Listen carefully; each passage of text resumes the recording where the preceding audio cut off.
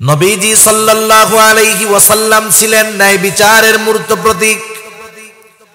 যখন ওই যে কাবাঘর সংস্কারের কাজ শুরু হলো, হজরে আসওয়াদ পাথরটাকে দূরে সরায় রাখা হলো, যেন পাথরটার কোনো প্রকার ক্ষয়ক্ষতি না হয়। এইবার যখন কাবাঘর সংস্কারের কাজ শেষ, নবীজি সাল্লাল্লাহু আলাইহি ওয়াসাল্লাম কেমন ন্যায় পরায়ণতার সাথে সমাধান দিয়েছেন একটু খেয়াল দেন। কাফেররা ওইটা সরায় রাখছে, কাজ শেষ, এখন হজরে আসওয়াদ যথাযথ স্থানে লাগায়া দেওয়া হবে। কিন্তু এই বরকতময় ফজিলতময় কাজটা কে করবে, কারা করবে, এই নিয়ে মানুষের মধ্যে দ্বন্দ্ব শুরু হয়ে যাওয়ার উপক্রম। কারণ আরবরা হলো এমন এক জাতি, ছোট্ট একটা ডিম নিয়ে তারা যুগের পর যুগ যুদ্ধ করেছে। নিজে মারা যাওয়ার সময় সন্তানদের ওসিয়ত করে গেছে যে আমি তো মইরা যাইতেছি, এই যুদ্ধ জনি বাদ না হয়, যুদ্ধ যেন বাদ না হয়, তোমরাও করে যাবা, তোমাদের পরবর্তীদেরকেও তোমরা ওসিয়ত করবা, এমন জাতি। আর এই বরকতময় বিষয় হজরে আসওয়াদকে কোথায় লাগানো হবে, এটা নিয়ে যদি যুদ্ধ লাগে কি অবস্থা হবে। ওইখানে কয়েকজন প্রবীণ ব্যক্তি ছিলেন, তারা বললেন শোনো, তোমরা এটা নিয়ে বাড়াবাড়ি করো না, একজন প্রবীণ ব্যক্তি মিলে একটি ফয়সালা দেওয়ার চেষ্টা করি। এইবার প্রত্যেক গোত্র থেকে এক একজন মুরব্বী ওনারা আলোচনার টেবিলে আলোচনায় বসলেন। আলোচনার পরে ওনারা সিদ্ধান্তে উপনীত হলেন, এই মহা মুসিবত থেকে বাঁচার জন্য যেই সিদ্ধান্ত, আমরা আমাদের এই সিদ্ধান্তের বিষয়গুলো গোপন রাখবো, কাউকে বলবো না। সিদ্ধান্ত হলো আমরা এই কয়েকজন খেয়াল রাখবো যে আগামীকাল সকালবেলায় সর্বপ্রথম কে বাইতুল্লাহ প্রবেশ করে, যে আগে আসবে তার কাছে আমরা আমাদের সমস্যা তুলে ধরব, সাথে সাথে সে যা সমাধান দিবে সেটা আমরা মেনে নিব। ওই কয়েকজন একমত। এবার ওই কয়েকজন মিলে লুকায় অপেক্ষা করতেছে কে আসে, কার দ্বারা আমাদের এই সিদ্ধান্ত, একটা সিদ্ধান্তে পৌঁছানো যাবে, এই আসন্ন যেই যুদ্ধ সেটা থেমে যাবে। সবাই চাতক পাখির ন্যায় তাকায় আছে। হঠাৎ করে তারা দেখে দূর থেকে একজন মানুষ আস্তে আস্তে কাবার দিকে, বাইতুল্লাহর দিকে আসতেছে। যখন আরো কাছে আসলো, এইবার তার চেহারাটা তাদের সামনে স্পষ্ট হয়ে গেল। সকলে একসাথে আনন্দে বলে উঠতেছে, হায়রে, এ দেখি আমাদের আল আমিন। সুবহানাল্লাহ। নবীজির আগমন, তখন তো নবুয়ত পান নাই, তারা এতটা আনন্দিত, সকলে গিয়ে বলতেছে, আল আমিন, আজকে তুমি আমাদের এই সমস্যার সমাধান করে দাও। নবীজি সব কথা শুনলেন, এরপরে বললেন, আপনারা বড় একটা রুমাল নেন, রুমাল। এইবার ওই রুমালের উপরে পাথরটাকে বসায় দেওয়া হলো। তিনি বললেন, প্রত্যেক গোত্র থেকে এক একজন প্রতিনিধি রুমালের এক এক জায়গায় ধরবে। এইবার সবাই মিলে ধরে সুন্দর মতো একবারে কাবার কাছে নিয়ে যাওয়া হলো। এইবার নবীজি নিজে হাতে পাথরটা উঠায় জায়গা মতো লাগায়া দিলেন। সকলে খুশি হয়ে গেল, সকলেই বরকতের ভাগীদার হলো। আসন্ন বড় একটা বিপদ থেকে আরববাসী বেঁচে গেল। আল্লাহ তাআলার কাছে তৌফিক চাই, অল্প সময়ের মধ্যে আল্লাহ তাআলা কিছু কথা আমাকে আপনাদের খেদমতে বলার সুযোগ করে দেন, যে কথাগুলো আমাদের সকলের দুনিয়া এবং আখিরাতের জন্য কল্যাণকর হয়। সকলে বলি আমিন। সম্মানিত উপস্থিতি, আমরা এখন যেই জায়গাটাতে আছি, এটা হাদিসের ভাষায় এখন জান্নাতের বাগান। এটা আমাদের সকলের জানা আছে। জান্নাতের বাগান কেন হলো? কারণ হাদিসের মধ্যে আসছে, রাসূল আকরাম সাল্লাল্লাহু আলাইহি ওয়াসাল্লাম বলেন, তোমরা যখন জান্নাতের বাগানের পাশ দিয়ে অতিক্রম করবা, তোমরা সেখান থেকে ফল সংগ্রহ করবা। সাহাবায়ে কেরাম জিজ্ঞাসা করলো, ইয়া রাসূলুল্লাহ, দুনিয়ার জান্নাতের বাগান সেটা কোনটা? নবীজি সাল্লাল্লাহু আলাইহি ওয়াসাল্লাম বললেন, দুনিয়ার জান্নাতের বাগান হলো জিকিরের মজলিস। যদিও মাহফিলগুলোর শিরোনামে অনেক সময় তাফসীরুল কোরআন মাহফিল লেখা থাকে, ওয়াজ মাহফিল লেখা থাকে, সম্মেলন, ইসলামী সম্মেলন, মহাসম্মেলন, শিরোনামে অনেক কিছুই লেখা থাকে, কিন্তু এই মাহফিলগুলায়, এই মজলিসগুলায় জিকির হয় কার? আর একটু জোরে বলি, কার? আল্লাহ তাআলার জিকির হয়। জিকিরের কারণে এই মজলিস মূলত দামি। এক হাদিসের মধ্যে আসছে, সহিহ মুসলিমের হাদিস, রাসূলুল্লাহ সাল্লাল্লাহু আলাইহি ওয়াসাল্লাম বলেন, আল্লাহ তাআলার কাছে সবচাইতে প্রিয় কালিমা হলো চারটি। কয়টি? সেগুলো হলো সুবহানাল্লাহ, আলহামদুলিল্লাহ, লা ইলাহা ইল্লাল্লাহু, আল্লাহু আকবার। এই চার কালিমা আল্লাহ তাআলার কাছে সবচাইতে প্রিয়। আর এক বর্ণনায় আসছে, রাসূলুল্লাহ সাল্লাল্লাহু আলাইহি ওয়াসাল্লামেরও চারটি কালিমা সবচাইতে প্রিয়। সেই চার কালিমাও সুবহানাল্লাহ, আলহামদুলিল্লাহ, লা ইলাহা ইল্লাল্লাহু, আল্লাহু আকবার। এখন বলেন, যেই চার কালিমা আল্লাহর প্রিয়, যেই চার কালিমা রাসূলুল্লাহ সাল্লাল্লাহু আলাইহি ওয়াসাল্লামের প্রিয়, ওই চার কালিমা যদি আমরা আমাদেরও প্রিয় বানিয়ে নেই, আমাদের লাভ বেশি না কম? অনেক বেশি। দুনিয়ারও লাভ, আখিরাতেরও লাভ। কারণ যেই জবান জিকির দ্বারা শিখত, কোরআনুল কারীম তিলাওয়াত, এটাও কিন্তু জিকির। এখন যেই জবান জিকির দ্বারা শিখত, সেটা সুবহানাল্লাহ, আলহামদুলিল্লাহর জিকির হোক, কোরআন তিলাওয়াতের দ্বারা হোক, সেই জবান অনেক কিছু থেকে নিরাপদ। যেমন এক হাদিসের মধ্যে আসছে, রাসূলুল্লাহ সাল্লাল্লাহু আলাইহি ওয়াসাল্লাম বলেন, তোমরা আমাকে দুটো জিনিস হেফাজতের গ্যারান্টি দাও, আমি তোমাদেরকে জান্নাতের গ্যারান্টি দিব। কয় জিনিস হেফাজতের গ্যারান্টি? দুই জিনিস। একটা হলো জবান হেফাজতের গ্যারান্টি দাও, আর একটা হলো লজ্জাস্থান হেফাজতের গ্যারান্টি দাও। এই দুই জিনিস হেফাজতের গ্যারান্টি যদি দিতে পারো, আমি নবী তোমাদেরকে জান্নাতের গ্যারান্টি দিয়ে দিব। আর এক হাদিসের মধ্যে আসছে, রাসূলুল্লাহ সাল্লাল্লাহু আলাইহি ওয়াসাল্লাম জানায়া দেন, প্রকৃত মুমিন, প্রকৃত মুসলমান কে? আমরা সবাই প্রকৃত খাঁটি মুসলমান হতে চাই কি চাই না?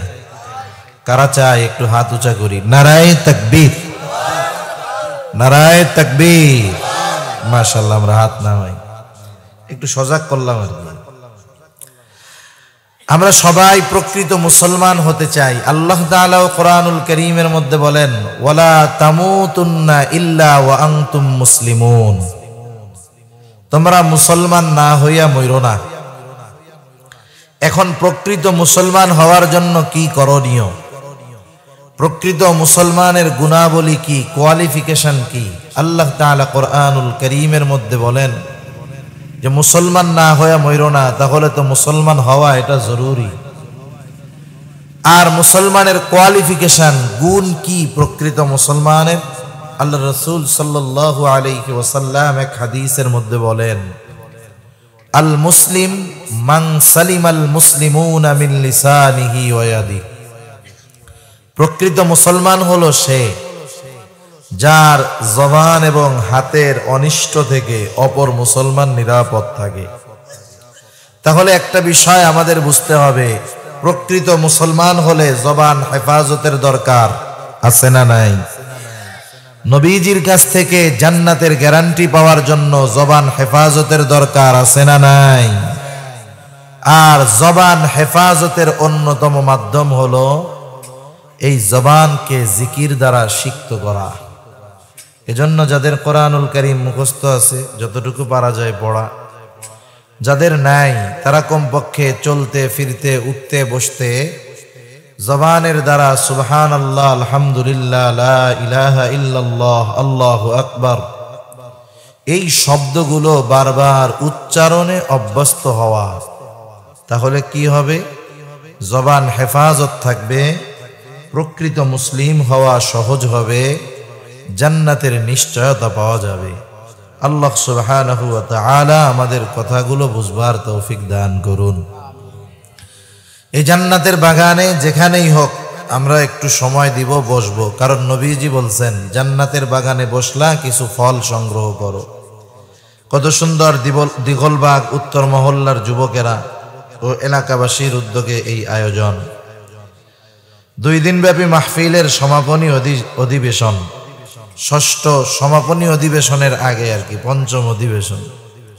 তা আমি আপনাদের খেদমতে যে আয়াত তিলাওয়াত করেছি, আমার জন্য বিষয় নির্ধারণ করা হয়েছে মহানবী সাল্লাল্লাহু আলাইহি ওয়াসাল্লামের মহান চরিত্র ও আদর্শ। দুনিয়ার মধ্যে আমরা যদি আমাদের চারিত্রিক সনদ সার্টিফিকেট আনতে যাই, মাঝে মধ্যে লাগে না? চাকরির আবেদনে লাগে, অনেক জায়গায় লাগে। অনেক জায়গায় আছে যে ওই এলাকার সবচাইতে বড় আল্লাহওয়ালা, সে তার চারিত্রিক সত্যায়ন সনদ যার কাছ থেকে সত্যায়িত করে আনেন, হয়তো এলাকার চেয়ারম্যান মেম্বার, দেখা যায় যে ওই আহলুল্লাহ সবচাইতে বড় বুজুর্গ তার চরিত্রের সত্যায়ন করতেছে এলাকার সবচাইতে বড় চোর। ঠিক কিনা বলেন না? একজন দুশ্চরিত্র মানুষ আর একজনের সচ্চরিত্রের সার্টিফিকেট দিচ্ছে। এক লোক গেছে এক জায়গায়, এক ইউনিয়ন পরিষদে, চেয়ারম্যানের কাছ থেকে চারিত্রিক সনদ সিগনেচার করানোর জন্য। কি লেখা থাকে ওইখানে? লেখা থাকে অমক, পিতার নাম অমক, গ্রাম ওইটা, অমক ওয়ার্ডের বাসিন্দা, আমি তাকে ব্যক্তিগতভাবে চিনি, তিনি চারিত্রিক দিক দিয়ে অনেক ভালো, রাষ্ট্রবিরোধী দেশবিরোধী কোনো কর্মকাণ্ডের সাথে জড়িত নয়, আমি তার এই চরিত্রের ব্যাপারে সত্যায়ন করতেছি, তার সুদীর্ঘ হায়াত আমি আশা করতেছি। সিগনেচার করে দিল। এখন গেছে চারিত্রিক সনদে সার্টিফিকেটে সিগনেচার আনার জন্য। চেয়ারম্যান সাহেব কই? গম চুরির অপরাধে উনি জেলে আছে। তাহলে অনেক সময় দুনিয়ার মধ্যে ভালো মানুষের ভালো চরিত্রের সত্যায়ন আনতে যাইতে হয় সবচাইতে খারাপ মানুষের কাছে। ঠিক কিনা বলেন? কিন্তু রাসূল আকরাম সাল্লাল্লাহু আলাইহি ওয়াসাল্লামের মহান চরিত্রের সনদ দুনিয়ার কেউ দেয় নাই। দিছেন কে? আরো জোরে বলি, দিছেন কে? আল্লাহ তাআলা দিয়েছেন। রাসূল আকরাম সাল্লাল্লাহু আলাইহি ওয়াসাল্লামের চরিত্রের ব্যাপারে একটা কথাই যথেষ্ট। আল্লাহ তাআলা বলেন, ওয়া ইন্নাকা লাআলা খুলুকিন আযীম, আমি আপনাকে মহান চরিত্রে অধিষ্ঠিত করেছি। সুবহানাল্লাহ। নবীজির চারিত্রিক বৈশিষ্ট্যাবলী অনেক কিছুর সমন্বয়ে একটা মানুষ সচ্চরিত্র সম্পন্ন হয়। নবীজির সব বিষয়গুলো বলা সময়ও নাই, সম্ভব নয় বলা। প্রত্যেকটা দিক যদি আমরা আলাদা আলাদা বলতে যাই, লম্বা সময়ের দরকার। প্রথমত আমরা রাসূলুল্লাহ সাল্লাল্লাহু আলাইহি ওয়াসাল্লামের জীবনটাকে, গোটা জীবনকে 2 ভাগে ভাগ করি। একটা হলো নবুয়াত পূর্ববর্তী সময়, আর একটা হলো নবুয়াত পরবর্তী সময়। এ বিষয়টা আমাদের সকলের জানা থাকা দরকার যে আল্লাহ সুবহানাহু ওয়া তাআলা যাকে নবুয়াতির জন্য মনোনীত করেন, তার চরিত্রকে আল্লাহ সুবহানাহু ওয়া তাআলা নবুয়াতির পূর্বেই যথাযথভাবে তার চরিত্রকে আল্লাহ তাআলা হেফাজত করেন এবং ওইভাবেই তাকে নবুয়াতি চরিত্র সম্পন্ন আল্লাহ তাআলা গড়ে তোলেন। এজন্য আমার আপনার নবীজির ভিতরে যেই সৎ চরিত্রগুলোর সন্নিবেশন পাওয়া যায়, যেই আখলাকের দেখা পাওয়া যায়, এই আখলাক, এই গুণাবলী শুধু যে নবুয়াতির পরেই নবীজি অর্জন করেছেন তা নয়, বরং আমার আপনার নবীজির চরিত্র নবুয়াতির পূর্বেও সর্বোত্তম চরিত্র ছিল। ঠিক কিনা বলেন? রাসূল আকরাম সাল্লাল্লাহু আলাইহি ওয়াসাল্লামের শৈশব কৈশোর, আমাদের সমাজে তো একটা ছেলে একটা মেয়ে যখন কৈশোরে পদার্পণ করে, ওই সময় থেকেই সে বিভিন্ন গুনাহ, পাপ, অশ্লীলতার দিকে আস্তে আস্তে ধাবিত হয়। নবীজি সাল্লাল্লাহু আলাইহি ওয়াসাল্লাম নবুয়াতির পরে যে বিষয়গুলো শরীয়ত হারাম করেছে, নবুয়াতির আগে ওই ধরনের কোনো বিষয় নবীর দ্বারা সংগঠিত হয় নাই। যেমন মদ হারাম হয়েছে নবীজির নবুয়াতির আগে না পরে? আরে কথা বুঝেন নাই? পরে। কোথায়, কোন সময়? পরে। কিন্তু নবুয়াতির আগে নবীজি কোনোদিন মদ স্পর্শ করেন নাই। গান বাদ্য বাজনা হারাম হয়েছে নবুয়াতির পরে, কিন্তু নবুয়াতির আগে রাসূলুল্লাহ সাল্লাল্লাহু আলাইহি ওয়াসাল্লাম কোনোদিন গান বাদ্য এইসবের সাথে নবীজি ছিলেন না। তার মানে শরীয়তে যতগুলো বিষয় নবীজির দ্বারা আল্লাহ তাআলা হারাম করেছেন, কোরআনুল কারীমে আল্লাহ তাআলা যে বিষয়গুলো নিষেধ করেছেন, নবীজির দ্বারা নবুয়াতির পূর্বে ওই ধরনের কোনো কাজ আল্লাহ তাআলা সংগঠিত হতে দেন নাই।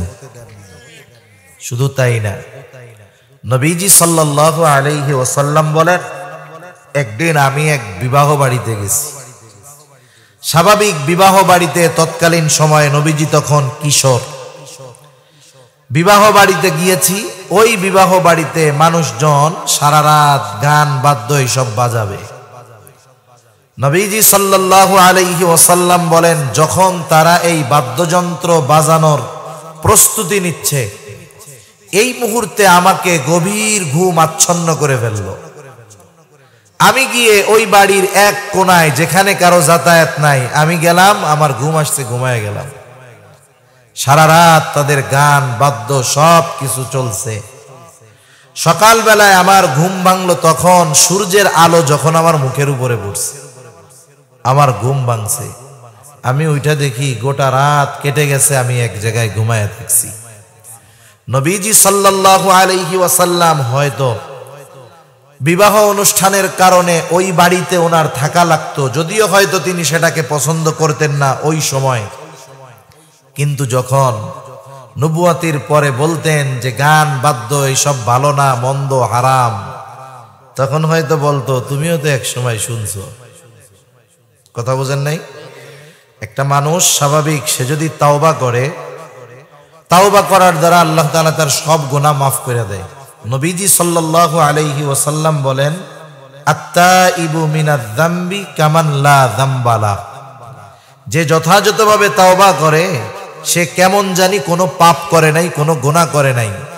যথাযথভাবে তাওবা করার দ্বারা তার অতীতের সব গুনাহ মাফ করে দেন কে?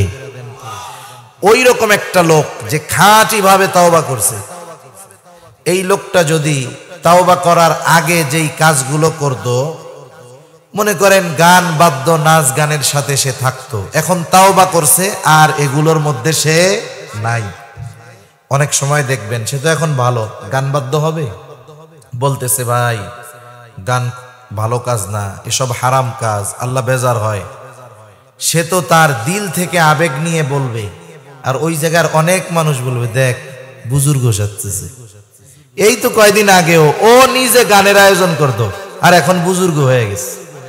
তার মানে দেখেন, যদিও তার গুনাহ সব আল্লাহ মাফ করে দিবে খাঁটি তাওবার দ্বারা, কিন্তু ওই তাওবার আগে যখন খারাপ ছিল তখন ওই কাজগুলো করছে। ভালো হওয়ার পরে যখন মানুষকে মানা করে, কিছু মানুষ ওই যে বলে, তুমিও তো এক সময় করতা। নবীজির দ্বারা আল্লাহ তাআলা নবুয়াতির আগে এমন কোন কাজ সংগঠিত হতে দেন নাই যে বিষয়টা নবুয়াতির পরে নবীজি বলবে হারাম, আর এমন কোন কাজ নবুয়াতির আগে আমার আপনার নবী করছেন, এমন কোন নজির নাই। সুবহানাল্লাহ। তাহলে দেখেন, নবীজিকে আল্লাহ তাআলা এই গান বাদ্য এসব থেকে কুদরতিভাবে হেফাজত করছে। ইসলামী শরীয়ত কি বলে? যে পুরুষ তার সতর ঢেকে রাখবে, সতর ঢাকা ফরজ, নাভি থেকে নিয়ে হাঁটু ঢেকে রাখতে হবে। কিন্তু আফসোসের কথা কি বলবো, আমাদের মুসলমান সমাজের ছেলেরাও, ভালো নামাজি ছেলেরাও প্যান্ট পরে একেবারে এই দুই পাশে দুইটা হাড্ডি আছে, এই জায়গায় ওই হাড্ডির ওইখানে গিয়ে ঠেকে, নাভির 4-5 ইঞ্চি নিচে গিয়ে তার প্যান্ট পরে থাকে। 1 ইঞ্চির জন্য গোপন জায়গার পশম দেখা যায় না। নামাজের মধ্যে সেজদায় যায় আমাদের সন্তানেরা, গেঞ্জি টি শার্ট পরে, শর্ট, নামাজের মধ্যে তার লজ্জাস্থান বের হয়ে যায়। নামাজ তো থাকেই না, ওযুও থাকে না, বের হয়ে যাচ্ছে। অথচ দেখেন পোশাক পরার ক্ষেত্রে তাদের কোনো সতর্কতা নাই। বরং কি করে, নাভির থেকে নামায়, টাকনুর থেকে নিচের দিকেও নামায়। এই ধরনের পোশাক শরীয়ত সমর্থিত নয়। তা যাই হোক, ইসলামের নিয়ম হলো ফরজ ঢাকা কতটুকু, সতর ঢাকা এটা ফরজ। জাহেলিয়াতের সময়, ওই সময়ে কিন্তু হজ ছিল, হজ। ওই সময় মানুষ হজ করত, ওরাও আল্লাহর ঘর তাওয়াফ করত। কেমনে করতো জানেন? তাওয়াফ করার সময় ওরা চিন্তা করতো, যেই পোশাক গায়ে দিয়ে অনেক অপরাধ করি, মিথ্যা কথা বলি, এই সেই করি, এ পোশাক গায়ে দিয়ে তাওয়াফ করা যাবে না। সব পোশাক খুইলা জন্মদিনের পোশাক পইরা এরা সবাই তাওয়াফ করত। জন্মদিনের পোশাক চিনেন? হ্যাঁ, কি হইয়া? বিবস্ত্র হয়ে, উলঙ্গ হয়ে তারা ওইভাবে তাওয়াফ করত।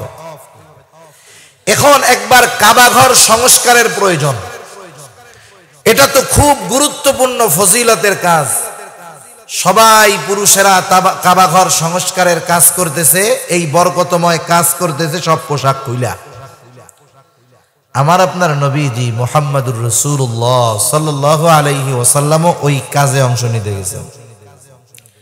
এবার আব্বাস রাদিয়াল্লাহু তাআলা আনহু, ওই সময় তো আর না, চাচা, হযরত আব্বাস তখন বলতেছে, ভাতিজা মুহাম্মদ, তুমি এই ফজিলতের কাজ করবা, তোমার গায়ে পোশাক এখনো, তুমি তোমার গায়ের পোশাক খুলে ফেলো, এরপরে এই কাজ করো। নবীজি বলতেছেন, যখন বলছে লুঙ্গি খুলে ফেলো, লুঙ্গি খুলে ফেলো, এই কথাটা আমার কানে যখন ঢুকছে, আমি এতটা পেরেশান হয়ে গেছি, আমি সাথে সাথে অজ্ঞান হয়ে গেছি, আমার আর হুঁশ নাই। তাহলে দেখেন, নবীজি জানায়া দিলেন ইসলামী শরীয়ত যে সর্বহালতে মানুষের সামনে তো অবশ্যই সতর ঢেকে রাখতে হবে। নবীজির দ্বারা আল্লাহ তাআলা কোনোদিন এমন কাজ করার নাই যাতে তার সতর খোলা রাখতে হয়। সুবহানাল্লাহ। এইভাবে আল্লাহ তাআলা আমার আপনার নবীকে প্রত্যেকটা বিষয় থেকে নবুয়তের আগে হেফাজত করেছেন। আমার আপনার নবীজির উপাধি দিয়েছে কাফেররা, সত্যবাদী, আমানতদার।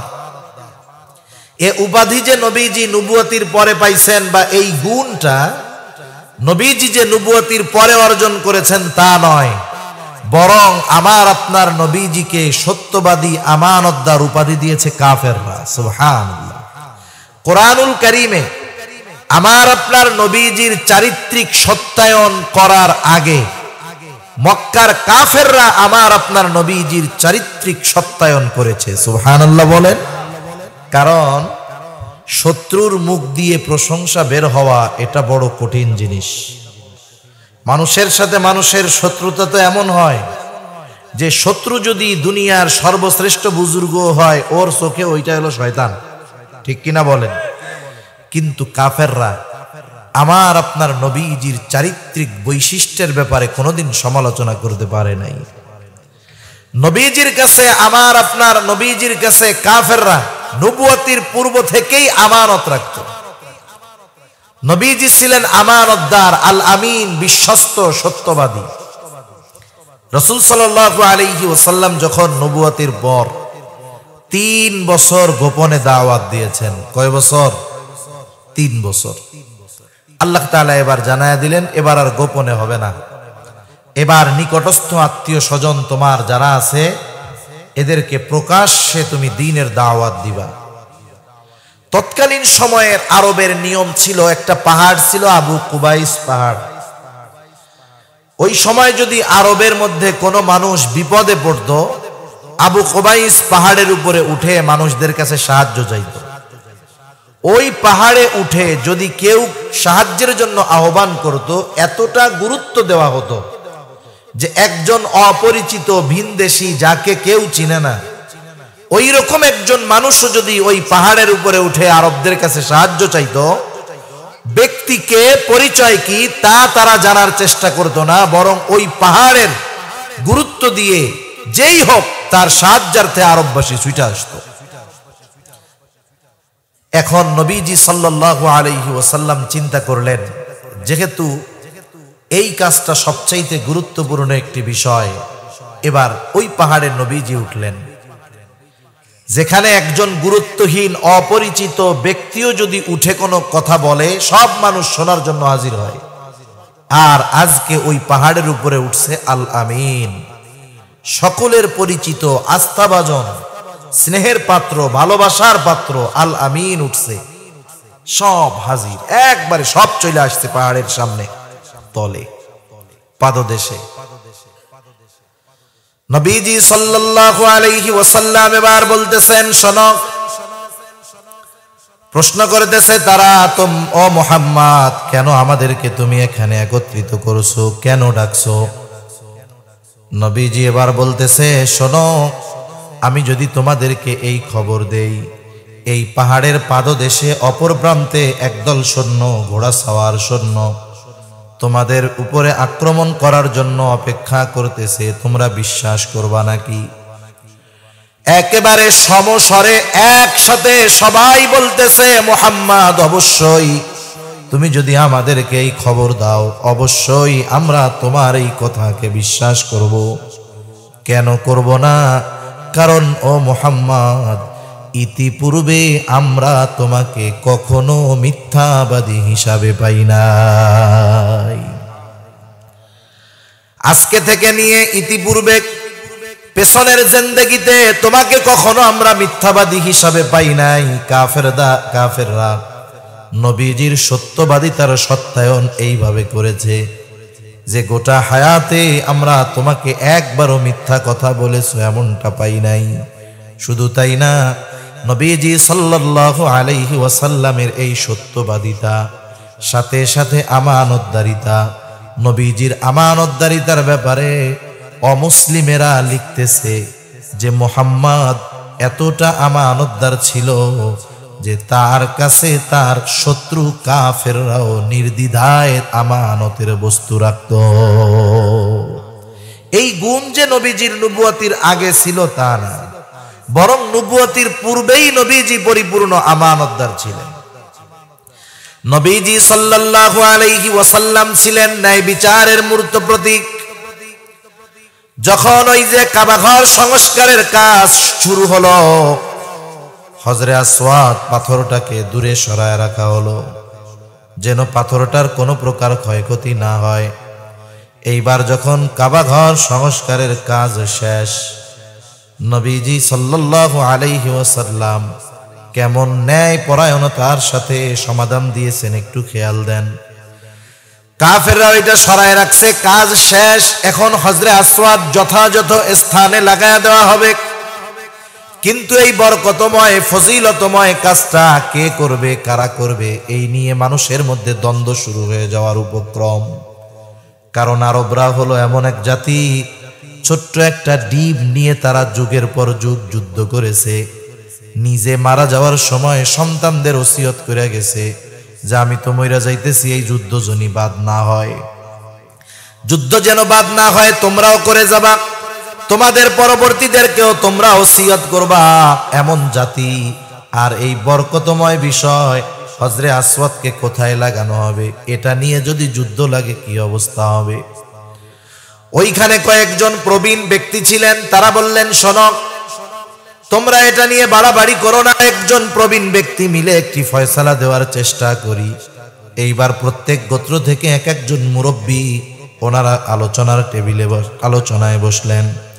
আলোচনার পরে ওনারা সিদ্ধান্তে উপনীত হলেন, এই মহা মুসিবত থেকে বাঁচার জন্য যেই সিদ্ধান্ত, আমরা আমাদের এই সিদ্ধান্তের বিষয়গুলো গোপন রাখবো, কাউকে বলবো না। সিদ্ধান্ত হলো আমরা এই কয়েকজন খেয়াল রাখবো যে আগামীকাল সকালবেলায় সর্বপ্রথম কে বাইতুল্লাহ প্রবেশ করে, যে আগে আসবে তার কাছে আমরা আমাদের সমস্যা তুলে ধরবো, সাথে সাথে সে যা সমাধান দিবে সেটা আমরা মেনে নিব। ওই কয়েকজন একমত। এবার ওই কয়েকজন মিলে লুকায় অপেক্ষা করতেছে কে আসে, কার দ্বারা আমাদের এই সিদ্ধান্ত, একটা সিদ্ধান্তে পৌঁছানো যাবে, এই আসন্ন যেই যুদ্ধ সেটা থেমে যাবে। সবাই চাতক পাখির ন্যায় তাকায় আছে। হঠাৎ করে তারা দেখে দূর থেকে একজন মানুষ আস্তে আস্তে কাবার দিকে, বাইতুল্লাহর দিকে আসতেছে। যখন আরো কাছে আসলো, এইবার তার চেহারাটা তাদের সামনে স্পষ্ট হয়ে গেল। সকলে একসাথে আনন্দে বলে উঠতেছে, হায়রে, এ দেখি আমাদের আল আমিন। সুবহানাল্লাহ। নবীজির আগমন, তখন তো নবুয়ত পান নাই, তারা এতটা আনন্দিত, সকলে গিয়ে বলতেছে, আল আমিন, আজকে তুমি আমাদের এই সমস্যার সমাধান করে দাও। নবীজি সব কথা শুনলেন, এরপরে বললেন, আপনারা বড় একটা রুমাল নেন, রুমাল। এইবার ওই রুমালের উপরে পাথরটাকে বসায় দেওয়া হলো। তিনি বললেন, প্রত্যেক গোত্র থেকে এক একজন প্রতিনিধি রুমালের এক এক জায়গায় ধরবে। এইবার সবাই মিলে ধরে সুন্দর মতো একবারে কাবার কাছে নিয়ে যাওয়া হলো। এইবার নবীজি নিজে হাতে পাথরটা উঠায় জায়গা মতো লাগায়া দিলেন। সকলে খুশি হয়ে গেল, সকলেই বরকতের ভাগীদার হলো। আসন্ন বড় একটা বিপদ থেকে আরববাসী বেঁচে গেল। এই যে নবীজির তীক্ষ্ণ বুদ্ধি, নবীজির যে ন্যায় পরায়ণতা, নবীজির যেই ইনসাফ, নবীজির যেই সত্যবাদিতা, নবীজির যেই আমানতদারিতা, এটা নবুয়তির পরে হইছে তা নয়, বরং এটা নবুয়তির আগেই ছিল। ঠিক কিনা বলেন?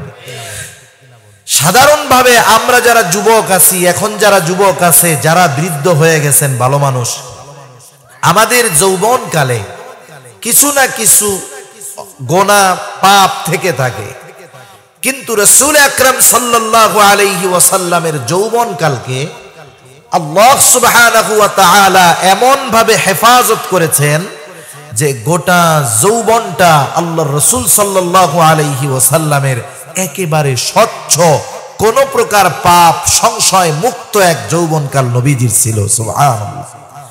ওই সময় নবীজির চরিত্রকে আল্লাহ তাআলা এমন ভাবে হেফাজত করেছেন। এজন্যই তো যখন নবীজি নবুয়তের দাওয়াত দেওয়া শুরু করলেন, তাওহীদের দাওয়াত, কাফেররা নবীজির বিরোধিতা করত, ঠিক কোনদিন এ কথা বলতে পারে নাই যে মুহাম্মদ যৌবনকালে এই গুনাহটা করছে, কিশোরকালে এই গুনাহটা করছে, এই অপরাধটা করছে। এমন কোন বিষয় মক্কার কাফেররা আমার আপনার নবীজির ব্যাপারে বলতে পারে নাই। অথচ অতীতের অনেক নবীজির ব্যাপারে চারিত্রিক অপবাদ দেওয়ার অপচেষ্টা তার উম্মতেরা করছে। যেমন হযরত মূসা আলাইহিস সালাম, জলিলুল কদর পয়গম্বর, কারুন যখন অনেক সম্পদের মালিক, হযরত মূসা আলাইহিস সালাম কারুনকে বললেন, কারুন, তুমি তোমার সম্পদের যাকাত দাও, যাকাত। কারুন তো সম্পদের যাকাত দিলই না। মূসা নবীর মুখ কেমনে বন্ধ করা যায়, এই জন্য সে অপচেষ্টা শুরু করলো। সে একজন দুশ্চরিত্রা নারীকে ভাড়া করলো, তাকে বলল, শোনো, তোমার কাজ হলো তুমি মানুষের সামনে মূসা আলাইহিস সালামের ব্যাপারে জিনার অপবাদ দিবা। নাউযুবিল্লাহ। রাসূলুল্লাহ সাল্লাল্লাহু আলাইহি ওয়াসাল্লামের চারিত্রিক বৈশিষ্ট্য কেমন দেখেন। কারুন মূসা আলাইহিস সালামের দুশমন, মূসা আলাইহিস সালামকে জিনার অপবাদ দেওয়ার মতো অপচেষ্টা করেছে। যদিও এই কারণে কারুনের উপরে আল্লাহ তাআলা গোসা হয়েছেন, গজব দিয়েছেন, কিন্তু কাফেররা আমার আপনার নবীজির বিরোধিতা করেছে ঠিক, কিন্তু আমার আপনার নবীজির ব্যাপারে চারিত্রিক অপবাদ দেওয়ার কোনো দুঃসাহস করেন নাই। কাফেররা নবীজির ব্যাপারে তিনটা কথা বলতো। কয়টা কথা? তিনটা কথা। একটা বলতো সে হলো পাগল, কি বলতো? দ্বিতীয়তে বলতো সে হলো জাদুকর, কি বলতো? তৃতীয়তে বলতো সে হলো একজন কবি, কি বলতো? জাদুকর, পাগল, কবি, এই তিনটা বিষয় বলতো। বলেন, এই তিনটা বিষয় কেউ যদি হয়ও, এটা তার চারিত্রিক বিষয়ের সাথে সম্পর্কিত নয়।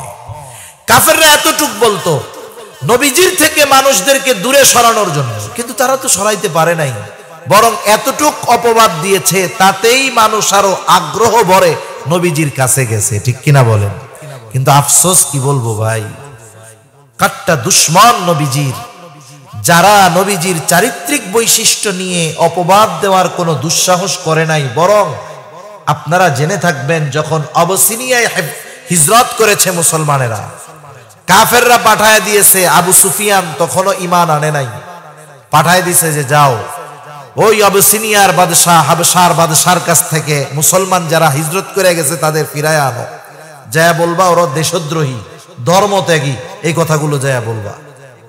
এইবার যখন গেছে ওইখানে গিয়ে লম্বা হাদিস, আবু সুফিয়ান পর্যন্ত নবীজির ওই উত্তম চরিত্রের সত্যায়ন করতে বাধ্য হয়েছে, ঠিক কিনা বলেন?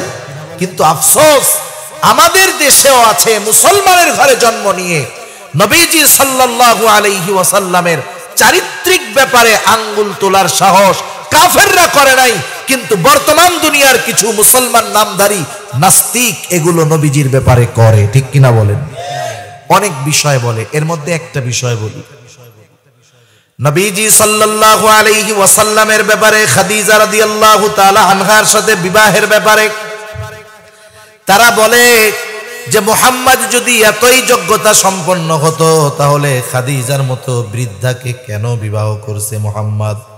তার মানে তার মধ্যে সম্পদের লোভ ছিল, নাউযুবিল্লাহ। নবীজির ব্যাপারে এটা একটা অপবাদ, কিন্তু এর বাস্তব ইতিহাস হলো রাসূলুল্লাহ সাল্লাল্লাহু আলাইহি ওয়াসাল্লাম হযরত খাদিজাতুল কুবরা রাদিয়াল্লাহু তাআলা আনহার ব্যবসার দেখাশোনার দায়িত্ব নিলেন।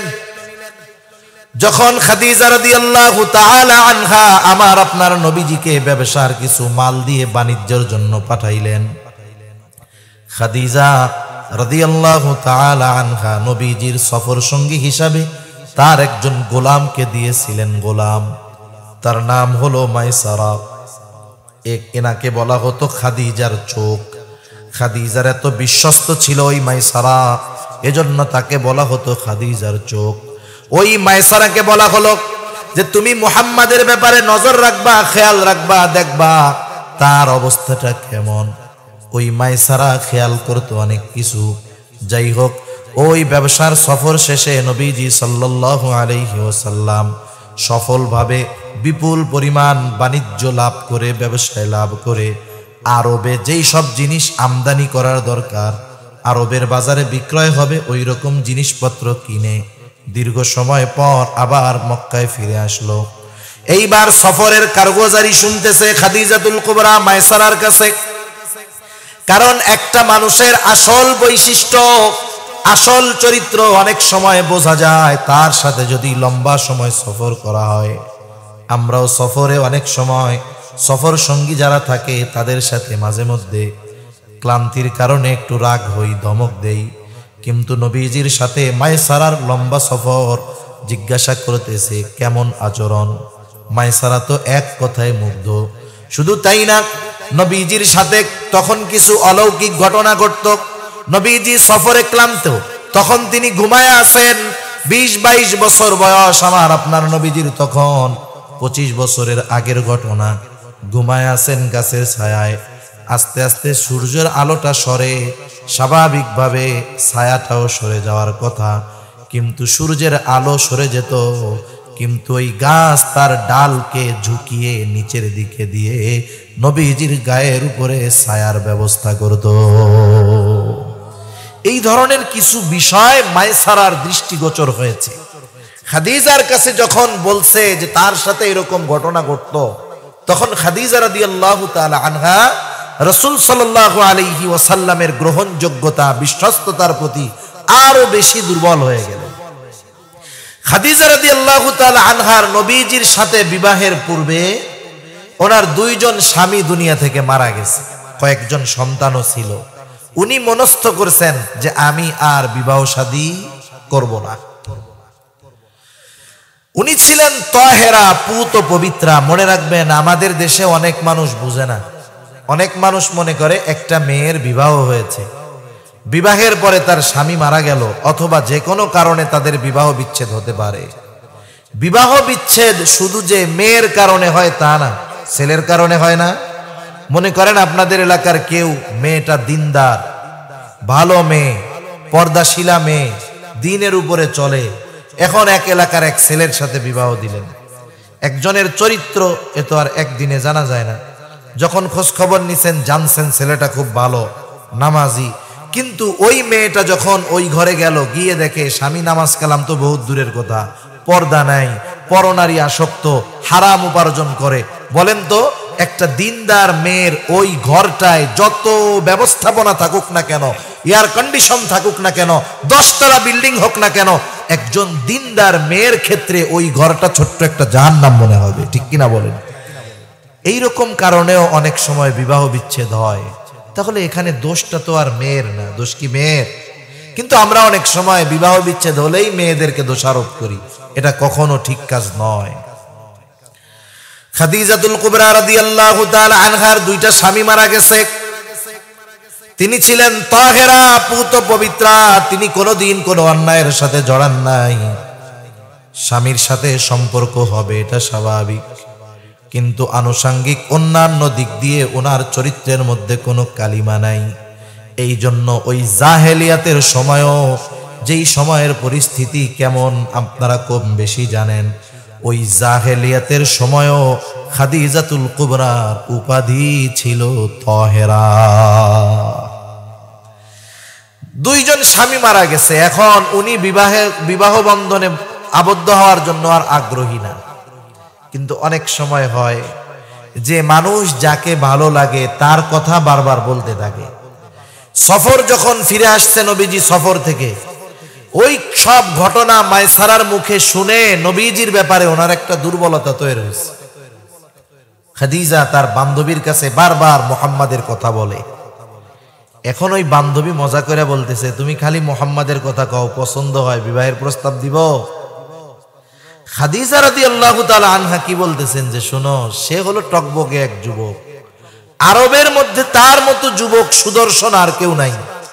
শুধু যে সুদর্শন তা না, তার মতো সুন্দর চরিত্রের অধিকারী আর কেউ নাই। আমার বয়স কত বেশি, 40 বছর বয়স। আমি আগে 2 বার 2টা স্বামীর ঘর করেছি, 2 জন মারা গেছে, আমার সন্তান আছে, সে কি আমাকে বিবাহ করবে? এইবার ওই মহিলাটা, মেয়েটা বলতেছে, আমি প্রস্তাব দিয়ে দেখি তাহলে। খাদিজা রাদিয়াল্লাহু তাআলা আনহা তখন বলছেন, শোনো, তুমি প্রস্তাব দিতে পারো, তবে আমার বিষয়টা তোমাকে গোপন রাখতে হবে, কারণ মুহাম্মদ যদি আমার প্রস্তাব ফিরিয়ে দেয় আমি লজ্জা পাবো, আমি লজ্জিত হব, তুমি এটা গোপন রাখো। এইবার বলছে ঠিক আছে।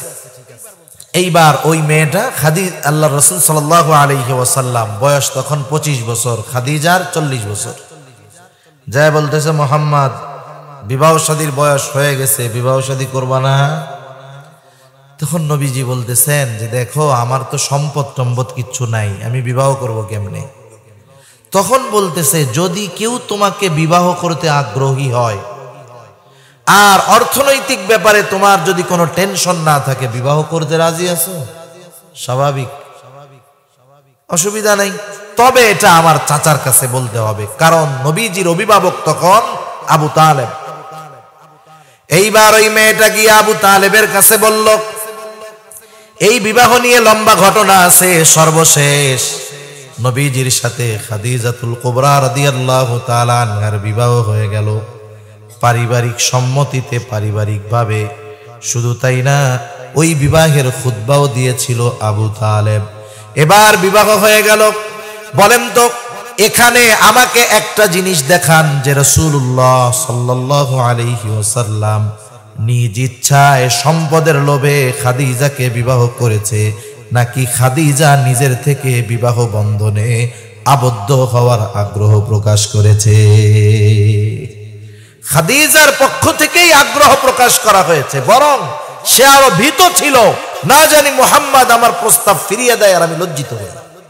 অথচ আমাদের নবীর ব্যাপারে অনেকে বলে যে নাউজুবিল্লাহ, খাদিজাকে বিবাহ করছে নবীজি সম্পদের লোভে, সে মালের লোভী ছিল। নাউজুবিল্লাহ, এই ধরনের অনেক অপবাদ নবীজির ব্যাপারে দেওয়া হয়, চারিত্রিক ব্যাপারে আঘাত করে। মুসলমান ঘরের সন্তান এখন নাস্তিক্যবাদের দিকে ধাবিত হয়েছে। নবীজির ব্যাপারে বলে উনি একাধিক বিবাহ করেছেন, নবীজির চারিত্রিক বিষয় আঘাত করতে চায়। আমি ওই বিষয়টা নিয়ে বলতে চাচ্ছি না, শুধু এতটুকু বলি, নবীজি সাল্লাল্লাহু আলাইহি ওয়াসাল্লাম যতগুলো বিবাহ করেছেন, নবুয়তের আগে বিবাহ করেছেন একটা, বাকি সবগুলো নবুয়তের পরে। আর প্রত্যেকটা বিবাহর ক্ষেত্রে আদেশ ছিল কার? আল্লাহ তাআলার পক্ষ থেকে আদেশ প্রাপ্ত হয়ে তিনি বিবাহ করেছেন। এর মধ্যে একজন কুমারী, আর বাকি সব বিধবা ছিল, কুমারী ছিলেন না, কারো স্বামী মারা গেছে, কারো সন্তান আছে, নবীজি এরকম বিবাহ করছেন, বিধবা বিবাহ করেছেন। একজন ছিল কুমারী, এই কুমারী আয়েশা সিদ্দিকা রাদিয়াল্লাহু তাআলা আনহাকে বিবাহ নিয়ে কত কথা আমাদের সমাজে এই ইসলাম বিদ্বেষীরা নবীজির চারিত্রিক ব্যাপারে বলে, অথচ আয়েশা সিদ্দিকা রাদিয়াল্লাহু তাআলা আনহার সাথে নবীজির বিবাহ বন্ধনে আবদ্ধ হওয়ার কারণে আমাদের মা বোনদের শত শত মাসআলার বিষয়গুলো ক্লিয়ার হয়েছে। নাইলে শরীয়তের এমন কিছু বিষয় ছিল যেগুলো অজানা থেকে যেত। এটা আমাদের জন্য রহমত, আমাদের নারী জাতিদের জন্য রহমত। সেজন্য নবীজি সাল্লাল্লাহু আলাইহি ওয়াসাল্লাম নিজের খায়েশাতের কারণে, চাহিদার কারণে বিবাহ করেন নাই। নবীজি যদি করতেন তাইলে একদিন নবীজি বসে আছেন মসজিদে নববীর চত্বরে, কাফেরদের লিডাররা এক জায়গায় বসে আছে, ওরা আলোচনা করতেছে, এই মুহাম্মদ কি চায় আমাদের কাছে বলতো, ওরে কি দিলে ও ঠান্ডা হবে। একজনরে পাঠায় দিছে, ও খুব চালাক চতুর, ওর রাবিআর ছেলে, ওর নামটা আমার খেয়াল আসতেছে না, ওরে পাঠায় দিছে, ও খুব পটু ছিল কথায়, চতুর। ও গিয়ে মুহাম্মদ সাল্লাল্লাহু আলাইহি ওয়াসাল্লামকে বলতেছে, ও মুহাম্মদ তোমার কি হয়েছে বলো তো, তোমারে কি জিনটিন ধরছে নাকি? যদি তোমাকে জিনটিন ধরে বলো, আমরা তাইলে সবাই মিলে খরচ উঠায়া তোমার চিকিৎসার ব্যবস্থা করব। যে বলতেছে না আমার জিনটিন ধরে নাই, তাইলে তুমি কি ক্ষমতা চাও? ক্ষমতা যে তুমি গোটা আরবের সবার উপরে নেতৃত্ব দিবা, নেতা হবা, যার জন্য তুমি এমন করতেছ, বাপদাদার ধর্মকে তুমি মিথ্যা বলতেছ, নতুন ধর্মের দিকে আহ্বান করতেছ, তুমি কি নেতৃত্ব চাও? তাইলে বলো, আমরা তোমাদেরকে আমাদের সকলের নেতা বানায়া দিবে। নবীজি বললেন না, নবীজি কিছু বলেন না, চুপ করে আছে। এরপরে বলতেছে, তুমি কি সম্পদ চাও? সম্পদ, যার কারণে তুমি এমন করতেছ। যদি তুমি সম্পদের জন্যই করে থাকো বলো, আমরা সকলে মিলে তোমাকে এমন সম্পদের মালিক বানায়া দিব, তোমার মতো সম্পদের মালিক গোটা আরবে আর কেউ থাকবে না। দেখেন, তুমি কি চাও যে সুন্দরী স্ত্রী চাও? তাহলে আমাদের ঘরের দরজা খোলা, তোমার যাকে পছন্দ হয়, যতজন পছন্দ হয় তুমি নিয়ে সংসার করো, তোমার কাছে রাখো, এরপরেও তুমি ওই কাম কইরো না। যেই নবীকে কাফেররা এরকম প্রস্তাব দিল, সেই নবী যদি চাইতেন তিনি তো কুমারী মেয়ে বিবাহ করতে পারতেন। তাহলে যারা নবীজির চারিত্রিক বৈশিষ্ট্যের দিক দিয়ে বলে নবীজি খায়েশাতের কারণে বিবাহ করছে, এরা নিঃসন্দেহে নবীজির দুশ্মন, আল্লাহর দুশ্মন। ঠিক কিনা বলেন? রাসূল সাল্লাল্লাহু আলাইহি ওয়াসাল্লামের চারিত্রিক বৈশিষ্ট্যের উপরে কথা বলার আগে চিন্তা করার দরকার। তা সম্মানিত উপস্থিতি, যে কথা বলতে চাচ্ছিলাম যে নবীজি সাল্লাল্লাহু আলাইহি ওয়াসাল্লামকে আল্লাহ তাআলা নবুয়তির পূর্বে তার চারিত্রিক বৈশিষ্ট্যগুলোর উপরে জেনে কেউ কোনো প্রশ্ন না করতে পারে, এজন্য নবীজিকে আল্লাহ তাআলা এভাবে হেফাজত করছেন। এখন বলেন, এ দুনিয়াতে মানুষের চলতে গেলে কাউকে না কাউকে আইডল, আদর্শ মানতে হয়, ঠিক কিনা? আমরাও যদি আমাদের জীবনটাকে সুন্দর এবং সুশৃঙ্খল ভাবে সাজাতে চাই, আমাদেরকেও আদর্শ মানতে হয়। আমাদের দেশের যুবকেরা আদর্শ মানে, কেউ মানে রোনাল্ডোকে, কেউ মানে মেসিকে, কেউ মানে সাকিব আল হাসানকে। বলেন তো, আমরা দুনিয়ার যাদেরকে আইডল, আদর্শ মানতেছি, তারা আমার দুনিয়ার কোনো কল্যাণ করতে পারবে? আখেরাতের কোনো কল্যাণ করতে পারবে? একটু বলেন না, যারা এই যে ফুটবল বিশ্বকাপের সময় আদর্শ হিসাবে মেসিকে গ্রহণ করছে, মেসি তো বিশ্বকাপ জিতলো বুঝলাম, তারা কি কাপ জিতছে? চার কাপও জিততে পারেনি। কোনো লাভ হইছে? দুনিয়ার লাভ হইছে?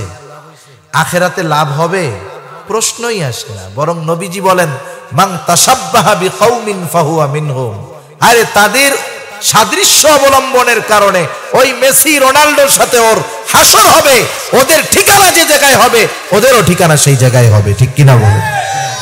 এজন্য নবীজির চারিত্রিক বিষয় আমি আর বললাম না, যে নবীজির চরিত্র কেমন সুমহান এতটুকুই বোঝার জন্য যথেষ্ট।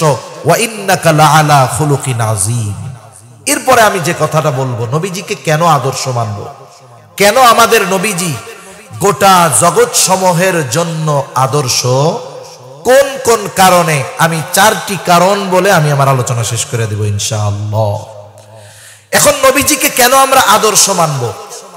4টি বৈশিষ্ট্য যার মধ্যে থাকবে, 4টি গুণ যার মধ্যে থাকবে, সে গোটা বিশ্ববাসীর জন্য আদর্শ অনুসরণীয় হতে পারে।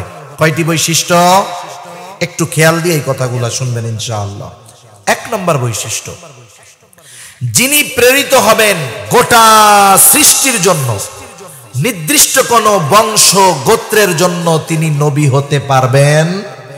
তিনি নবী হবেন সকল সৃষ্টির জন্য।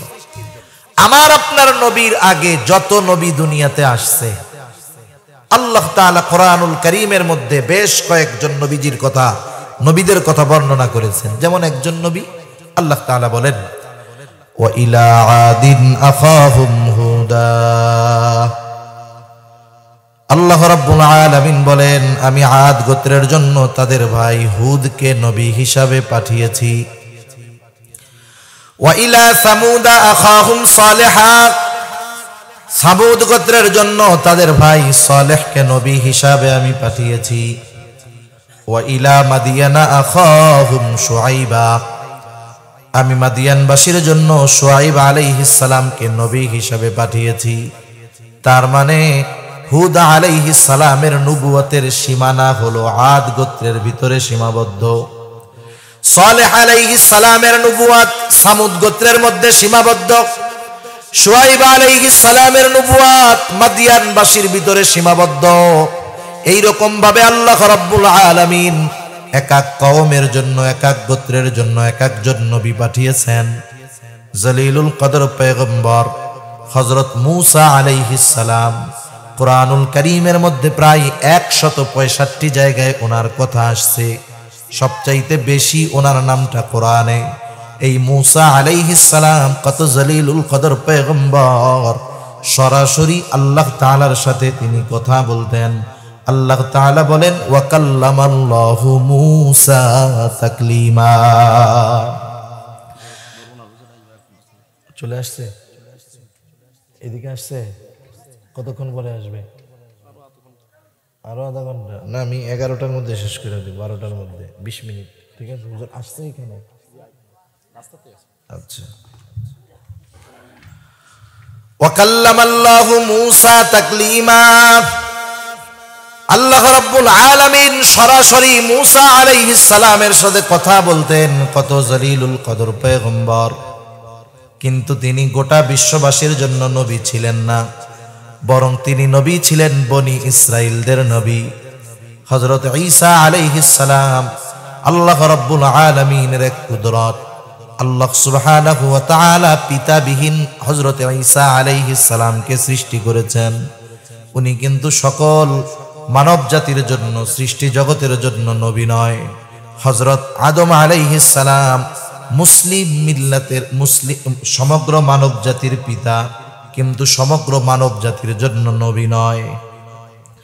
আদম আলাইহিস সালাম আদি পিতা, মানব জাতির পিতা, কিন্তু সব মানবের জন্য নবী না। হযরত ইব্রাহিম আলাইহিস সালাম জলিলুল কদর পয়গম্বর। আল্লাহ তাআলা তার ব্যাপারে বলেন, মিল্লাতা আবিকুম ইব্রাহিম হুয়া সাম্মাকুমুল মুসলিমিন। আল্লাহ তাআলা বলেন, মুসলিম মিল্লাতের পিতা হলো ইব্রাহিম আলাইহিস সালাম। তিনি তোমাদের নাম রেখেছেন মুসলিম। তিনি সকল মুসলমানের পিতা, মুসলিম কওমের পিতা, মুসলিম মিল্লাতের পিতা, কিন্তু সব মুসলমানের জন্য তিনি নবী নন।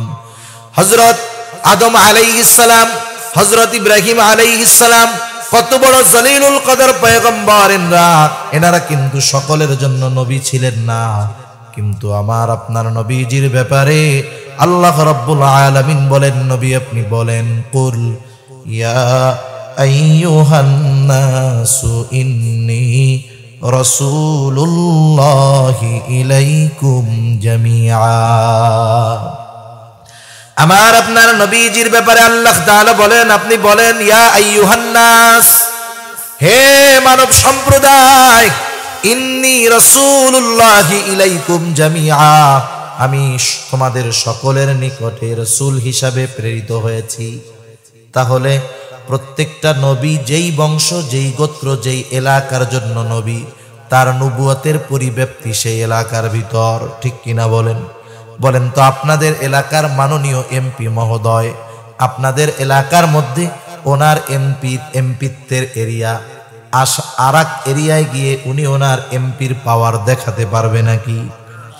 গোটা বাংলাদেশের মধ্যে মাননীয় প্রধানমন্ত্রীর পাওয়ার উনি ভারতে গিয়ে দেখাতে পারবে নাকি? তার মানে যেই নবী যেই গোত্রের জন্য, যেই বংশের জন্য, যেই শহরের জন্য, যেই দেশের জন্য তার নবুয়তির পরিব্যাপ্তি ছিল তত দূর, আমার আপনার নবীজির নবুয়তির পরিব্যাপ্তি কত দূর শোনেন। আমরা নামাজের মধ্যে সূরা ফাতিহা পড়ি, ইমামের পেছনে যখন পড়ি ইমামের কেরাত মুসল্লির কেরাত, আবার যখন একা পড়ি নিজে সূরা ফাতিহা পড়ি। সূরা ফাতিহার শুরুতেই আমরা পড়ি আলহামদুলিল্লাহি রাব্বিল আলামিন। কি বলি? বলি সকল প্রশংসা আল্লাহর জন্য। কার জন্য? আল্লাহকে পরিচয় দিতে গিয়ে বলতেছে তিনি হলেন রব্বুল আলামিন। একসাথে পড়লে আলহামদুলিল্লাহি রাব্বিল আলামিন স্বাভাবিক হবে রব্বুল আলামিন। আল্লাহ হলেন আলম এক বচন, আলামিন বহু বচন। আলম জগৎ, আলামিন জগৎ সমূহ। কত জগৎ আছে এর হিসাব কারো জানা? কদিন পর পর শোনেন না, এই একটা গ্রহ আবিষ্কার করছে, এই একটা জগৎ পাইছে, নতুন জগৎ, ওই দেশে যাবে, ওই দেশে যাবে। এরকম মহা আকাশে কত জগৎ আছে এর হিসাব একমাত্র জানে কে? যত জগৎ আছে সব জগৎ সমূহের প্রতিপালক রব, প্রতিপালক কে? ওই আল্লাহ বলতেছে যেই আল্লাহ জগৎ সমূহের প্রতিপালক, ওই রব আল্লাহ তাআলা আমার আপনার নবীর ব্যাপারে বলতেছেন ওয়ামা আরসালনাকা ইল্লা রাহমাতাল লিল আলামিন। আল্লাহ তাআলা বলেন ওয়ামা আরসালনাকা ইল্লা রাহমাতাল লিল আলামিন, আমি আপনাকে জগৎ সমূহের জন্য রহমত হিসাবে প্রেরণ করেছি। তার মানে আল্লাহ তাআলা হলেন জগৎ সমূহের রব, জগৎ সমূহের প্রতিপালক রব হলেন আল্লাহ, আর জগৎ সমূহের রহমত হলেন মুহাম্মাদুর রাসূলুল্লাহ সাল্লাল্লাহু আলাইহি ওয়াসাল্লাম। আপনারা কি কথা বুঝতেছেন না ঘুম আসতেছে? তাকবীর দেন, নারায়ে তাকবীর, নারায়ে তাকবীর। যাই হোক, ওলি ইবনে ওলি হাফেজ মাওলানা মুফতি ওলিউর রহমান সাহেব হযরত চলে আসতেছে, অল্প সময় আসবে, আসলে আমি আলোচনা শেষ করে দিব ইনশাআল্লাহ। তাহলে দেখেন আল্লাহ তাআলা তার রুবুবিয়তকে যতদূর পর্যন্ত বিস্তৃত করেছেন, আমার আপনার নবীজির নবুয়তকে আল্লাহ তাআলা ততদূর পর্যন্ত বিস্তৃত করেছেন। সুবহানাল্লাহ। তাইলে আমার আপনার নবী বরং গোলাম মুহাম্মদও নবী, নাউজুবিল্লাহ বলেন। এরা কিন্তু অনলাইনে ব্যাপক প্রচার প্রসার করে, অনেকে বুঝে না, সরল মনা মুসলমান আমাদের ইয়াং জেনারেশন বোঝে না। অনেক সময় হুজুররা খালি কয় কাদিয়ানীরা শেষ নবী মানে না। আমরা তো ইউটিউবে দেখলাম যে তারা শেষ নবীকে অস্বীকার করে না। তারা কি বলে জানেন? অনেকে তারা অনেক এখন ঘুরায় ফিরায় বলে আর কি। একটা জিনিস হলো অবিশ্বাস, আর একটা হলো সংশয়। কারো মধ্যে অবিশ্বাসের আগে সংশয় মানে সন্দেহ সংশয় ঢুকে, এরপরে সে অবিশ্বাস করে। আমাদের দেশে একদল আছে নাস্তিক। নাস্তিক মানে সরাসরি আল্লাহকে স্রষ্টাকে অস্বীকার করে। আর এক দল আছে সংশয়বাদী। কি বাদী বলেন? কথা বুঝেন তো নাকি আবার হাই লেভেলের কথা হয়ে যায়? সংশয়বাদী কারা? ওরা বলে না যে স্রষ্টা নাই, আবার এও কয় না যে আছে। মুযাবযাবিনা বাইনা যালিক। ওরা আল্লাহকে অস্বীকারও করে না, বিশ্বাসও করে না, এটাও অবিশ্বাসী। এরাও কি? বেঈমান, বেঈমান। তা প্রথম ওই যে কথাগুলোর মাধ্যমে আমাদের তরুণ প্রজন্ম সাধারণদের মধ্যে সংশয় ঢুকায় দেয়। ওরা ওদেরকে প্রশ্ন করে ওরা যে আহমদিয়া সম্প্রদায় এরা কি মুহাম্মদুর রাসূলুল্লাহ সাল্লাল্লাহু আলাইহি ওয়াসাল্লামকে শেষ নবী মানে না? তখন আরেকজন জবাব দেয়, কে বলেছে মানে না? আমরা বলি যে মুহাম্মদ সাল্লাল্লাহু আলাইহি ওয়াসাল্লাম শেষ নবী, এটা আমরা মানি। তবে গোলাম মুহাম্মদ কাদিয়ানীও উনিও নবী হতে পারেন। এই যে কি ঢুকাইলো, নবী শেষ নবী যে নবী না এটা কিন্তু অস্বীকার করে নাই, বলছে যে মুহাম্মদ সাল্লাল্লাহু আলাইহি সাল্লাম শেষ নবী, তবে গোলাম আহমদ কাদিয়ানীও ছায়া নবী। নাউজুবিল্লাহ বলেন। আপনি চিন্তা করছেন কথাটা, অস্বীকারও করে না বিশ্বাসও করে না। এই যে যখন আমরা বলি যে ওরা বলে যে নবীজি শেষ নবী নয়, আরো তো বক্তব্য শুনছে যে ওরা বলছে যে মুহাম্মদ সাল্লাল্লাহু আলাইহি সাল্লাম শেষ নবী, এই কথাটুকুর মধ্যে ওরা সংশয়ে পড়ে যায়। এজন্য অনেক সরল মনা মুসলমান না বুঝে ঈমান হারা হয়ে যায়। নবীজি যে শেষ নবী এ ঘোষণা দিছেন কে?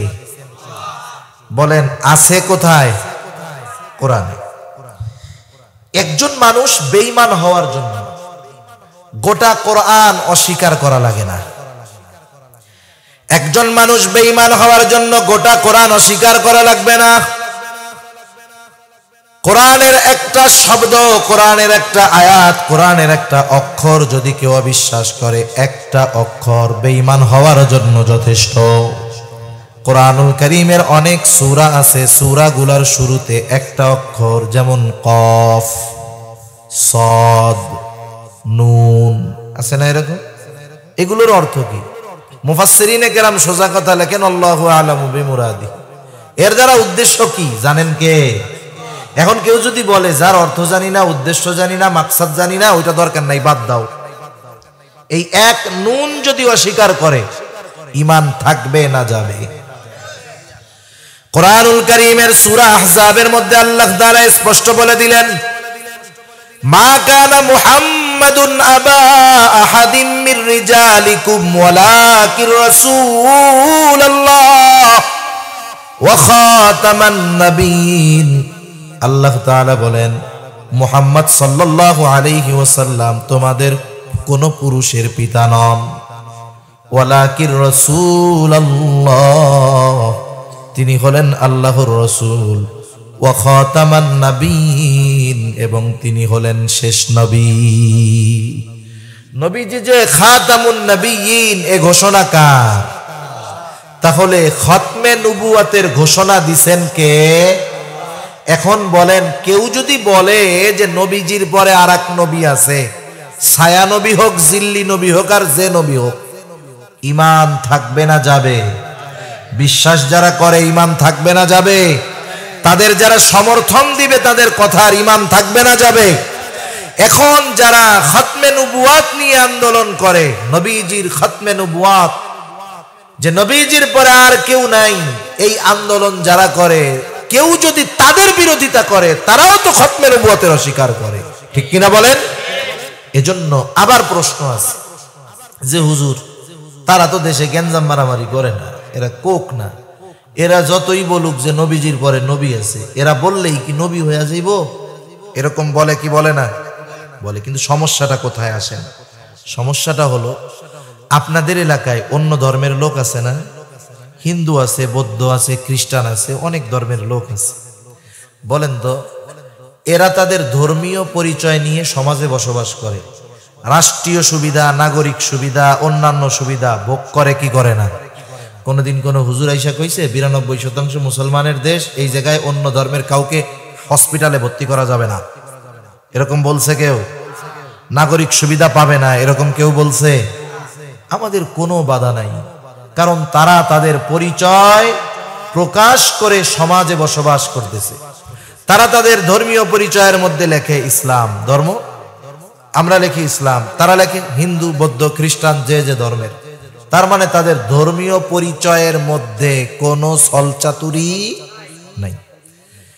এখন বলেন, কাদিয়ানীরা খতমে নবুয়ত অস্বীকার করার কারণে, খতমে নবুয়ত তো বুঝছেন যে আল্লাহ তাআলা বলছে মুহাম্মদুর রাসূলুল্লাহ শেষ নবী, আর ওরা যে কোনো ভাবে ঘুরায় ফিরায় বলে যে নবীজির পরে নবী আবার আরেকটা আছে। এখন বলেন, এ বিশ্বাস যারা করে ওরা ইমানদার না বেঈমান?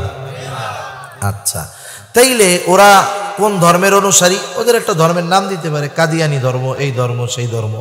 কিন্তু সমস্যা কি জানেন? ওরা ওদের ধর্মীয় পরিচয় হিসাবে পরিচয় পেশ করে যে আমরাও মুসলিম। সমস্যাটা বোঝা গেছে? এখন দেখেন, হিন্দু তার পরিচয় প্রকাশ করে সে সমাজের সব সুযোগ সুবিধা ভোগ করতেছে, কোনো আপত্তি আমাদের নাই। অন্যান্য ধর্মাবলম্বী করতেছে, আপত্তি নাই। কাদিয়ানিরাও করবে ভোগ, রাষ্ট্রীয় সুযোগ সুবিধা, কোনো আপত্তি নাই, তবে মুসলিম পরিচয়ে নয়, কাফের পরিচয়ে। ঠিক কিনা বলে?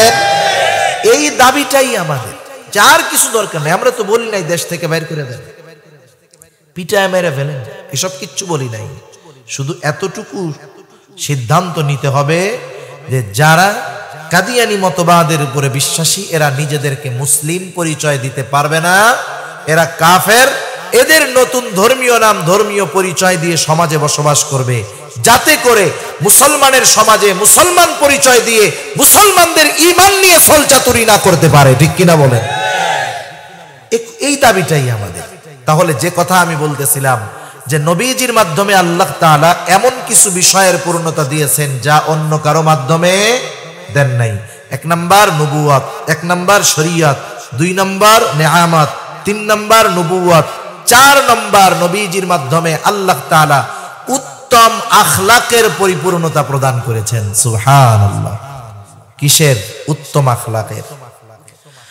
আমার আপনার নবীজির আখলাকের ব্যাপারে আল্লাহ তাআলা সনদ দেন, ওয়া ইন্নাকা লাআলা খুলুকিন আযীম। আপনাকে আমি মহান চরিত্রে অধিষ্ঠিত করেছি। শুধু তাই না, আমার আপনার নবীর আগে যত নবী দুনিয়ায় আসছে সব নবী উত্তম চরিত্রওয়ালা নবী, কোনো সন্দেহ নাই।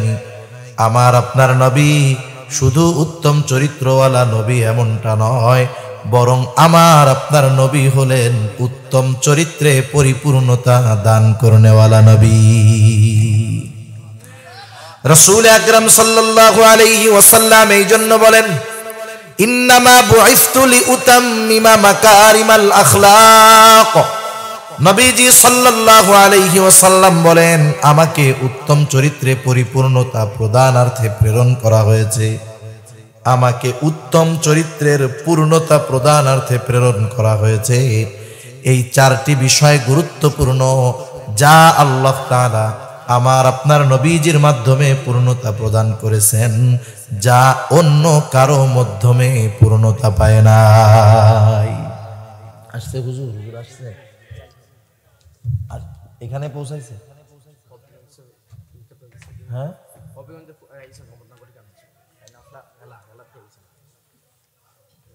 হবিগঞ্জ আছে এখনো।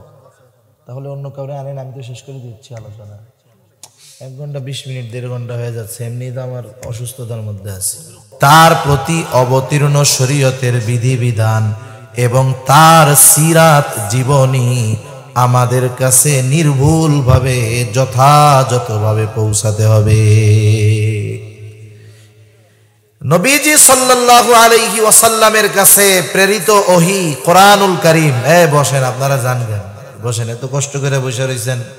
আমি তো 1 ঘন্টা কথা বলতাম, 1 ঘন্টা 1.5 ঘন্টা হয়ে যাইতেছে। একজন সম্মানিত মুআজ্জাজ মেহমান আসতেছে, তার জন্য আমি বসে আছি, নাহলে এত সময় আমি কথা বলতাম না। কারণ আমার কথার মধ্যে গান বাদ্য নাই, তো জিকির নাই, ড্যান্স নাই। যে কথাগুলো এটা ফখর না শকর করে বলতেছি। আমরা আধা ঘন্টায় যে কথা বলি, অনেক বক্তা 3 ঘন্টা বয়ানেও সে কথা বলবে না। সেজন্য আমাদের আলোচনা, বিশেষ করে যারা আউট কথা বলে না, সঙ্গীত গায় না বা করে না, এনাদের 1 ঘন্টা সময় কম মনে হতে পারে, কিন্তু কথা অনেক কথা হয়ে যায়।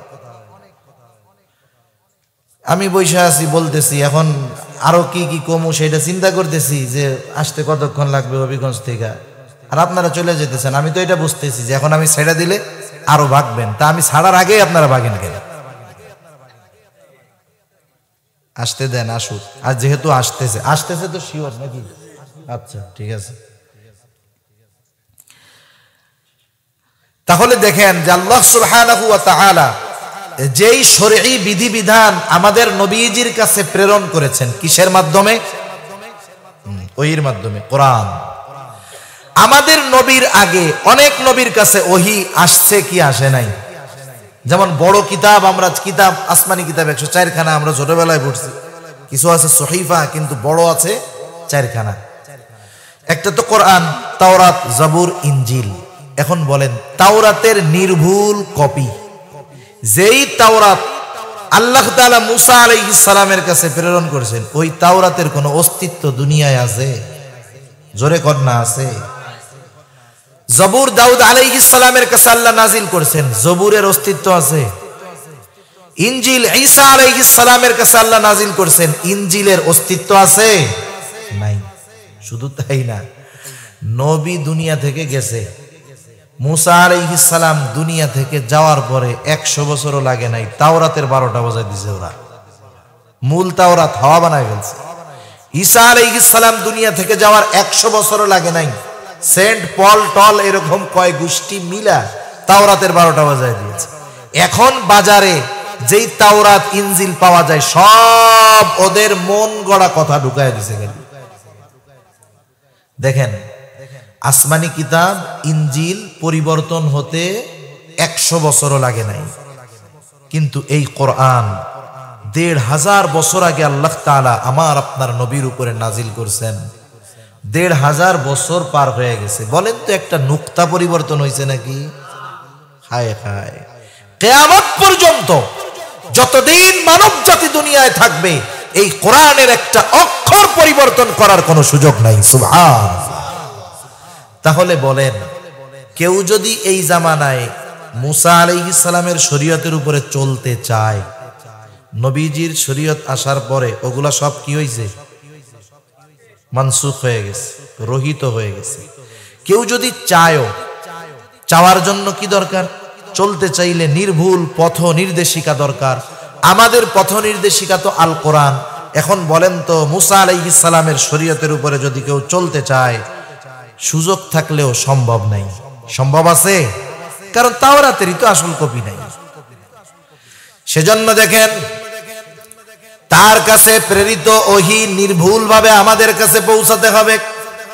1500 বছর পার হয়ে গেছে, আমার আপনার নবীজির কাছে যেই ওহী প্রেরিত হয়েছে একটা নুক্তা পর্যন্ত পরিবর্তন হয় নাই, কিয়ামত পর্যন্ত হবে না। সাথে সাথে ওই যে যিনি, যার কাছে ওই শরীয়তের আগমন ঘটেছে, তার ব্যাপারে তার সিরাত, তার জীবন আদর্শ, তার জীবনী আমাদের কাছে নির্ভুলভাবে পৌঁছাতে হবে। এখন বলেন, নবীজির জীবন আদর্শ, সিরাত, এই বিষয়গুলো আমাদের কাছে নির্ভুলভাবে পৌঁছায় আছে হাদিসের মাধ্যমে। কিসের মাধ্যমে? আরে জোরে বলেন, কিসের মাধ্যমে? হাদিসের মাধ্যমে। এখন যারা হাদিস সংগ্রহ করতেন তারা কতটা সচেষ্ট আর সতর্কতার সাথে করতেন, ছোট্ট 2টা ঘটনা বললে বুঝতে সহজ হবে। যারা মুহাদ্দিস, খাঁটি আহলে হাদিসের, আমার আগে হযরত আহলে হাদিসের কথা কইছে না, এখন তো কি কইতে হয়, পায়খানা কইরা সুসে না, মুইতা পানি নাই না, উনিও আহলে হাদিসের শাইখ আছে না, এরকম আহলে হাদিস। তা যাই হোক, আসল আহলে হাদিস হলো মুহাদ্দিসিনে কেরাম। হাদিসের পরিভাষায় আহলে হাদিস কারা? মুহাদ্দিসিনে কেরাম। এই যে যাদের হাদিসের সংকলন আমরা পড়ি, ইমাম বুখারী উনি আহলে হাদিস, উনি অরিজিনাল আহলে হাদিস। এরকম মুহাদ্দিস যারা, ওনারা আসল আহলে হাদিস। ইমাম মুসলিম আহলে হাদিস। এখন দেখেন, ওনারা হাদিস সংগ্রহ করছেন। হাদিস সংগ্রহ করার ক্ষেত্রে যার থেকে হাদিস সংগ্রহ করা হবে সেই ব্যক্তির চারিত্রিক কোনো ত্রুটি থাকতে পারবে না। সোজা কথায়, আহলে হাদিস হইতে হইলে তার জীবনে চারিত্রিক কোনো ত্রুটি থাকতে পারবে, এমন কি তার ব্যাপারে মিথ্যা কোনো অপবাদ দেওয়ার সুযোগও কেউ পাবে না। ইমাম বুখারী রাহমাতুল্লাহি আলাইহি নিজের চরিত্রকে একেবারে পাপ পঙ্কিলতা মুক্ত তো রাখছেন, সাথে সাথে কেউ যদি আমার আপনার ব্যাপারে মিথ্যা অপবাদ দেয়, এটা আমার চারিত্রিক কোনো খারাপ বিষয় নয়, বরং অপবাদ দিয়েছে, মিথ্যা অপবাদ, ঠিক না? কিন্তু এরপরেও ওই অপরাধের সাথে আমি জড়িত নাই,